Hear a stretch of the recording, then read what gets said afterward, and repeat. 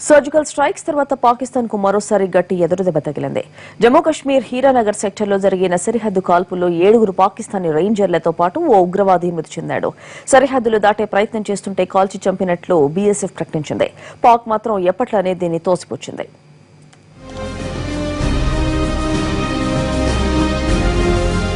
కుక్కతోక వంకర అన్న చందంగా పాకిస్తాన్ పదే పదే కాల్పుల విరమణ ఒప్పందాన్ని ఉల్లంఘిస్తోంది.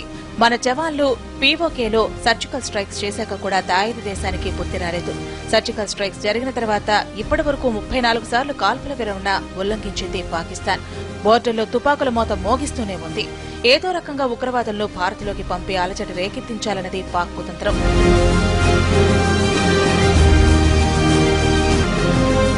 జమ్మూ కాశ్మీర్లో హీరానగర్ సెక్టార్లో శుక్రవారం ఉదయం నుంచి పాకిస్తాన్ కాల్పులు మొదలుపెట్టింది. ఎంతకు ఫైరింగ్ ఆగకపోవడంతో బీఎస్ఎఫ్ జవాన్లు కూడా తీటుగా బదిలిచ్చారు. పాకిస్తాన్ కాల్పుల్లో బీఎస్ఎఫ్ జవాను గాయపడటంతో అతన్ని సురక్షిత ప్రాంతానికి తరలించడానికి బీఎస్ఎఫ్ ప్రయత్నించింది. అయితే పాక్ ఆ ప్రయత్నాన్ని అడ్డుకునే ఉద్దేశంతో మరింత ఫైరింగ్ చేసింది. పాక్ ఆగడాలు గుర్తించిన బీఎస్ఎఫ్ జవాన్లు బదులుగా కాల్పుల తీవ్రత పెంచారు. ఒక్కసారిగా కాల్పులు ఉధృతం కావడంతో పాకిస్తాన్ షాక్ అయింది. బీఎస్ఎఫ్ ఎదురుదాడిలో 7 పాక్ రేంజర్లతో సహా చొరబాటుకు ప్రయత్నించిన ఓ ఉగ్రవాది కూడా మృత్యువాత పడ్డారు.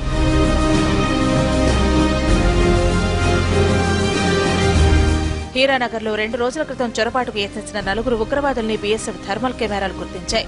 అప్పటి నుంచి మన జవాన్లు అలర్ట్ గానే ఉన్నారు. పాక్ రేంజర్ల మృతిని ఆ దేశ మీడియా కూడా ధృవీకరించినట్లు బీఎస్ఎఫ్ చెప్పింది. కానీ పాకిస్తాన్ మాత్రం బీఎస్ఎఫ్ వాదనను ఖండించింది. సర్జికల్ స్ట్రైక్స్ తరహాలో మరోసారి భారత్ నాటకాలాడుతోందని అతి తెలివి ప్రదర్శించింది. మరోవైపు సరిహద్దు సమస్యపై చర్చించేందుకు ఈ వారంలోనే లాహోర్లో భారత్ పాక్ రేంజర్ల మధ్య ద్వైపాక్షిక చర్చలు జరగనున్నాయి.